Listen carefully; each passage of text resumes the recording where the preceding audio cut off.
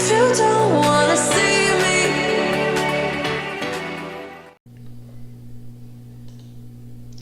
Fala galera, beleza? Essa aqui vai ser a nossa primeira aula do curso Esquenta Enem de Química. Infelizmente a gente teve um probleminha técnico hoje devido à internet, mas isso não vai impedir da gente ter nossa aula, ok? Então beleza, vamos começar aqui com a divisão dos conteúdos por semana que a gente vai estar vendo no curso, ok?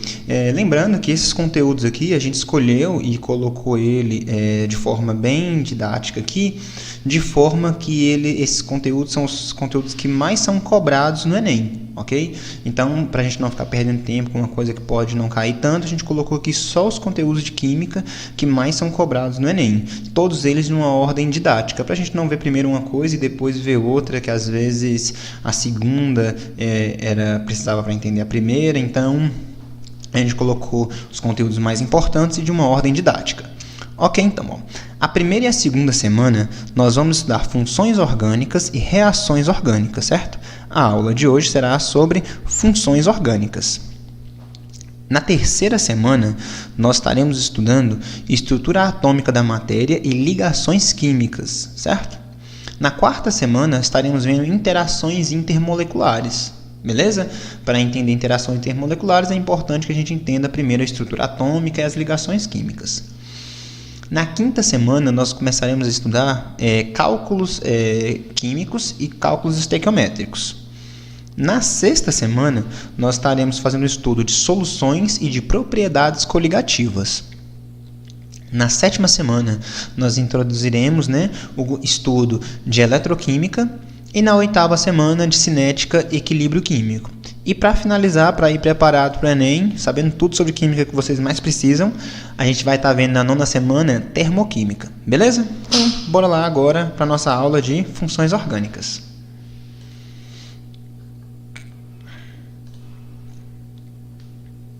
Muito bem, pessoal. Essa aqui então vai ser a nossa aula de funções orgânicas. Quais funções orgânicas nós estaremos estudando aqui hoje? Nós estaremos estudando a função aqui, ó. Nós estaremos estudando funções oxigenadas, estaremos estudando funções nitrogenadas, estaremos estudando compostos sulfurados, que são compostos com a presença do enxofre, estaremos estudando haletos orgânicos, ok? Então, vamos lá. Primeiro, vamos começar com as funções oxigenadas. Qual seria a definição de uma função oxigenada? Seria uma função orgânica oxigenada? São as que contêm oxigênio, ok? Além do carbono e hidrogênio. É bem comum, Vocês provavelmente já devem ter estudado aí os hidrocarbonetos, são compostos apenas por carbono e hidrogênio. As funções oxigenadas, além do carbono e do hidrogênio, vai ter o oxigênio ali, certo? Nós temos várias funções orgânicas, diferentes com o oxigênio. A gente tem os alcoóis, a gente tem fenóis, éteres, aldeídos, cetonas, ácidos carboxílicos e alguns derivados ainda do ácido carboxílico, ok? Tem alguns derivados aqui, ó, dos ácidos carboxílicos. Nós vamos estudar essas funções, especificadamente, porque elas são as mais importantes, e são as que mais são cobradas no Enem.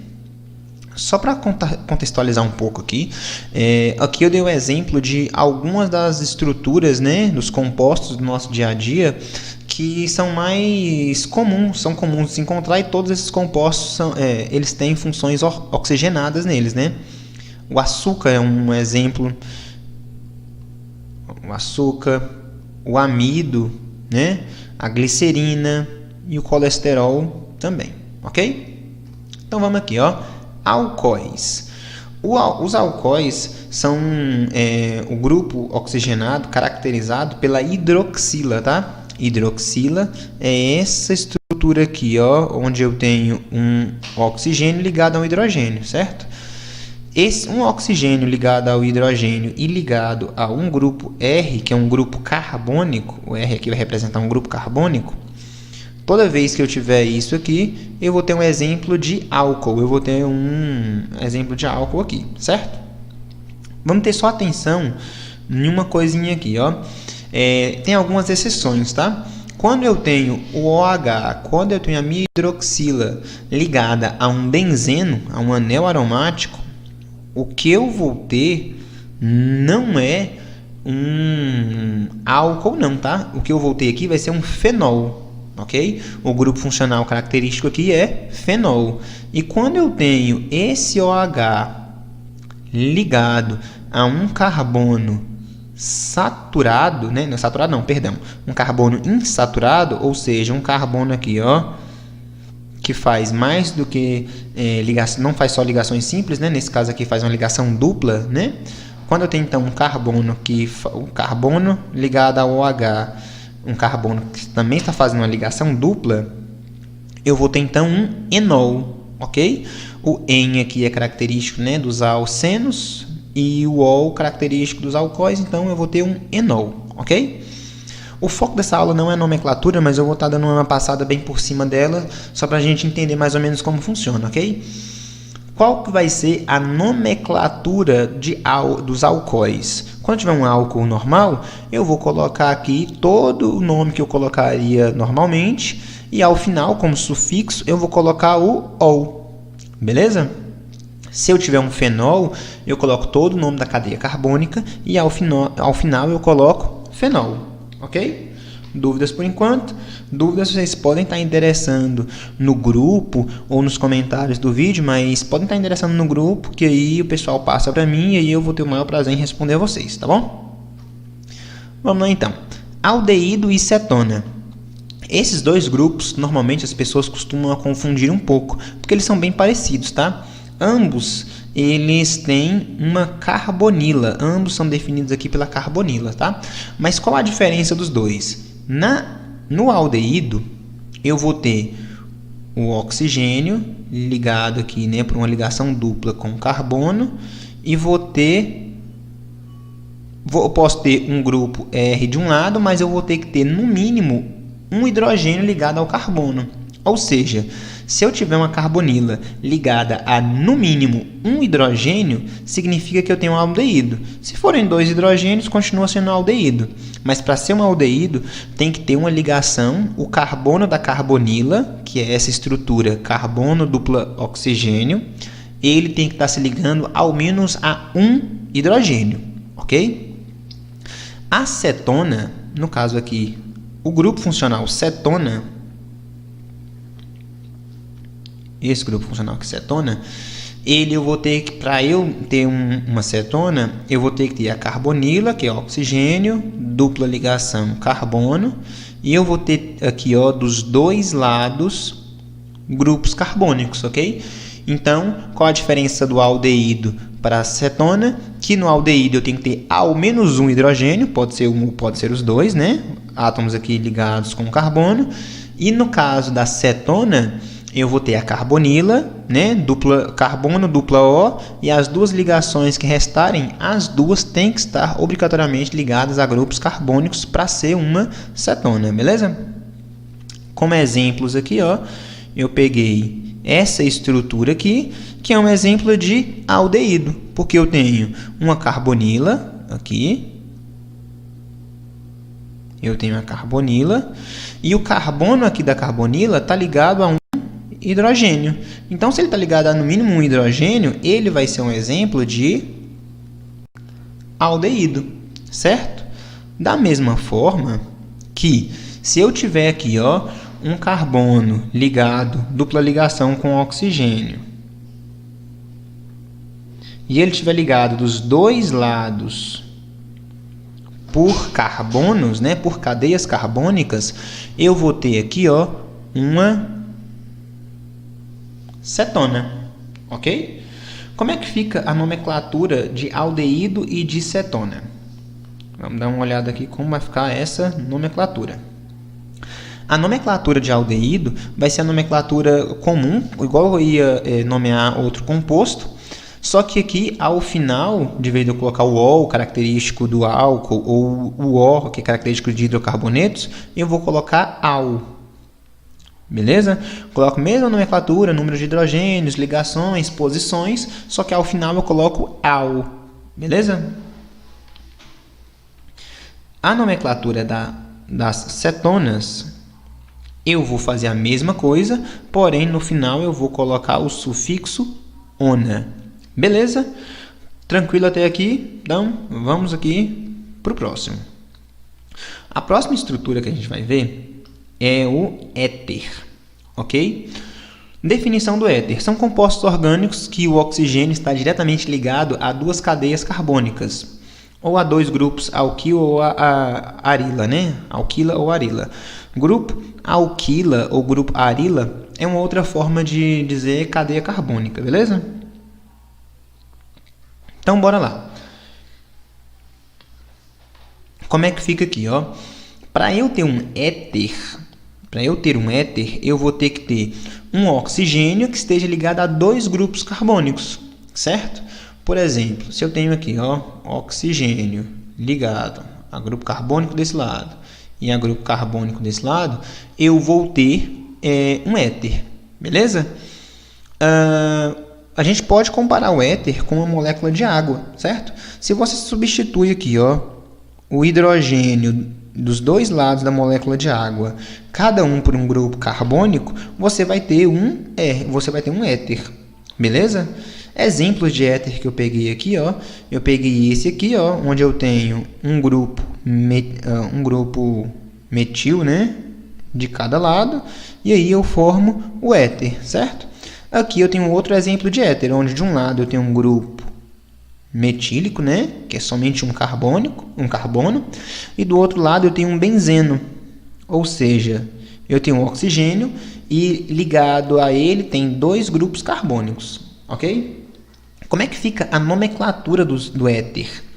A nomenclatura do éter vai ficar o seguinte, tem dois tipos de nomenclatura. Tem a nomenclatura usual e tem a nomenclatura da IUPAC. A IUPAC é a organização que padroniza nomenclaturas e conceitos químicos, ok? Na IUPAC, o que vai acontecer? Eu vou usar essa nomenclatura aqui de cima, onde eu coloco o menor grupo carbônico primeiro, e aqui completo com esse oxi, ok? E aqui ao final eu coloco o maior grupo carbônico, ok? Então, por exemplo, aqui seria as duas têm o mesmo tamanho, mas aqui tanto faz para caso dessa molécula, eu colocaria o menor aqui, né? No caso seria metoximetano, pronto. Nesse caso aqui, ó, eu colocaria esse grupo aqui no menor e esse grupo que é maior aqui depois, ok? Lembrando, essa aqui é a nomenclatura IUPAC. E como é que seria a nomenclatura usual, a nomenclatura que a gente usa mais no dia a dia? É a mesma coisa. Coloco o menor aqui, beleza? E o maior eu coloco aqui. Ok? Então, aqui seria basicamente assim que funcionaria a nomenclatura do éter. Beleza? Vamos agora para ácido carboxílico e éster. Ok? Lembre sempre que é diferente éter de éster. Vamos ver agora aqui a diferença dos dois. Começando pelo ácido carboxílico. O ácido carboxílico ele é caracterizado pela carboxila. Tá? O que é essa tal de carboxila? É um carbono ligado por dupla ligação a oxigênio, que já vem ligado aqui a um grupo R ou não, tá? Ele pode estar ligado aqui a um grupo R ou pode estar ligado a um hidrogênio, por exemplo, mas que tem aqui uma carbonila ligado a um OH. Quando eu tenho uma carbonila e uma das ligações com carbono é uma hidroxila, eu vou chamar esse composto, esse grupo funcional aqui, ó, de carboxila, tá? E a carboxila, ela é característica do ácido carboxílico, beleza? E o éter, olha só, vai ser simplesmente eu pegar esse hidrogênio aqui e substituir ele por um grupo carbônico. Olha só, aqui eu tenho um exemplo do ácido carboxílico e aqui eu vou pegar um exemplo, ó, para o éster. Então, o éster vai ser carbono, dupla O, ligado a um grupo carbônico ou não. Esse R aqui, nesse caso, pode ser um grupo carbônico, pode ser um hidrogênio. E aqui, ó, vai estar ligado a oxigênio e, posteriormente, ligado a outro grupo carbônico. Isso aqui vai ser característico de um éster, beleza? Então, olha só, nesse caso aqui, o que eu tenho? Eu tenho uma carbonila, que uma das ligações aqui, ó, é com o OH. Então, na verdade, ao invés de uma carbonila, eu tenho uma carboxila. Então, se eu tenho a carboxila, eu vou ter um ácido carboxílico. Beleza? Nesse caso aqui, não. Nesse caso aqui, eu tenho a carbonila e uma das ligações com o carbono aqui, ó, é uma ligação direta com o oxigênio. Então, nesse caso aqui, o grupo que eu vou ter vai ser o grupo éster, ok? Como é que funciona a nomenclatura para ácidos carboxílicos e para éster? Para ácido carboxílico vai ser simples. Eu vou pegar aqui a estrutura, né, toda que tem aqui antes, né, toda essa parte aqui. Vou nomear, assim como eu nomearia qualquer outro composto carbônico, só que antes eu coloco ácido, coloco o nome que eu ia colocar e ao final eu uso o sufixo oico. Eu uso prefixo ácido e sufixo oico. Para o éster, o que eu vou fazer? Eu vou pegar a parte desse lado aqui, ó, a parte desse lado e colocar aqui, beleza? No começo. Então, aqui se tiver 2 carbonos, por exemplo, vai ser etanoato, ok? E aqui eu coloco o restante. Aqui se tiver só um carbono, fica então etanoato de metila, só um exemplo, certo? Então, aqui eu coloco essa parte, beleza? Ó. E aqui eu coloco eu coloco essa outra parte. Beleza? Funções nitrogenadas agora. Funções nitrogenadas, né, funções orgânicas nitrogenadas, são basicamente compostos que são cadeias carbônicas que têm nitrogênio. Beleza? As duas mais importantes funções nitrogenadas que a gente vai estar estudando aqui, ó, são as aminas e as amidas, tá? E nas amidas a gente vai ver que tem um pequeno detalhe nela, mas vamos passar aqui para ver melhor as aminas, depois a gente fala melhor das amidas, que tem um detalhezinho importante. Olha só, as aminas são basicamente nitrogênio ligado a cadeias carbônicas, certo? Então, se eu tiver aqui, ó, por exemplo, um nitrogênio ligado a uma cadeia carbônica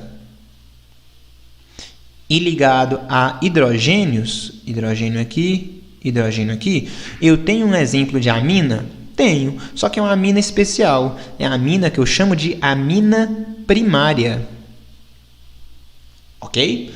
Se eu tiver 2 grupos carbônicos ligados ao nitrogênio e apenas um hidrogênio aqui ligado, eu vou chamar essa amina de amina secundária. Beleza? E se eu tiver o nitrogênio ligado a 3 grupos carbônicos aqui, o que eu vou ter vai ser uma amina terciária, ok? Então é simples, o que vai definir se a amina é primária, secundária ou terciária vai ser o número de carbonos ligados a ela. Então, se eu tiver um nitrogênio ligado a um carbono, primária, 2, secundária, 3, terciária, beleza? E como é que fica a nomenclatura dessa estrutura? Eu coloco aqui a nomenclatura normal e ao final eu coloco o sufixo amina. Beleza? Aqui só marcar para ficar igual, terciária. Vamos lá. Agora a amida. Qual que é essa diferença que eu tinha citado lá, essa coisa especial das amidas? As amidas, ela é uma função orgânica que ela tem tanto oxigênio quanto nitrogênio. Beleza? Então, ó, é como se eu tivesse aqui, ó, um ácido carboxílico, Ó, é como se eu tivesse um ácido carboxílico, né, com o OH aqui e a ligação aqui, certo? Só que ao invés daqui, ó, esse OH, eu substituísse ele, ó, saísse ele e entrasse aqui, ó, um nitrogênio. Ok? Então, ó, se eu fizesse isso, resultaria, ó, vou fazer de preto aqui, ó, em um carbono dupla O, ligado aqui a um grupo carbônico ou não, né? E aqui ligado a um nitrogênio, certo? Esse nitrogênio ainda poderia fazer aqui, né, mais duas ligações. Então, isso aqui seria um exemplo de amina, tá? A amina também tem aquele detalhe de amina primária, amina secundária e amina terciária. O que é cada caso? Se eu tenho aqui, ó, o nitrogênio que está ligado aqui a carbonila, ligado a 2 hidrogênios, eu vou ter um exemplo de amina. Eu vou ter um exemplo de amina primária, ok? Se esse nitrogênio estiver ligado a mais um, se ele estiver ligado a apenas um outro grupo carbônico, ou seja, esse nitrogênio está ligado a esse carbono e a esse carbono, 2 carbonos, certo? Então são 2 carbonos, amina secundária. E se esse nitrogênio aqui estiver ligado a 3 carbonos, o carbono aqui, um grupo carbônico e outro grupo carbônico, vai ser classificado como uma amida, vai ser classificado como uma amida terciária, ok? A nomenclatura fica igual, bem parecida com a das aminas, tá? É só colocar a nomenclatura normal e no final eu colocar o sufixo amida, beleza? E aí fica tudo normal, beleza? Vamos aqui para o próximo agora. Vamos falar agora dos compostos sulfurados, ok? Para estar identificando eles aí. O que são compostos sulfurados? Compostos sulfurados, eles são basicamente compostos com a presença de enxofre. Então, ó, toda vez que você vê isso aqui, ó, sulfur ou esse aqui, ó, esse normalmente é sulfur, né? Isso aqui, ó, tá representando o átomo de enxofre. Beleza? Tá representando o átomo aí de enxofre. Então, o átomo de enxofre tem uma coisa bem bacana dele para a gente avaliar aqui, que vai ser importante para a gente entender aqui, que é o seguinte: o átomo de enxofre ele é um calcogênio, assim como o oxigênio. Se você olhar na tabela periódica, eles estão bem assim, ó, um abaixo do outro, eles são do mesmo grupo, da mesma família. Então, eles têm propriedades muito semelhantes. Logo, se eu tenho aqui, ó, oxigênio, algumas moléculas ela pode substituir o oxigênio pelo enxofre. Ok? E aí a forma da gente reconhecer cada uma vai ser parecida. Se eu tiver um grupo alquil aqui, ó, se eu tiver um grupo carbônico ligado a oxigênio ligado a um hidrogênio, eu tenho um álcool. Se eu tiver, ao invés do oxigênio aqui, eu tiver um enxofre, o que eu vou ter vai ser um tioálcool, ok?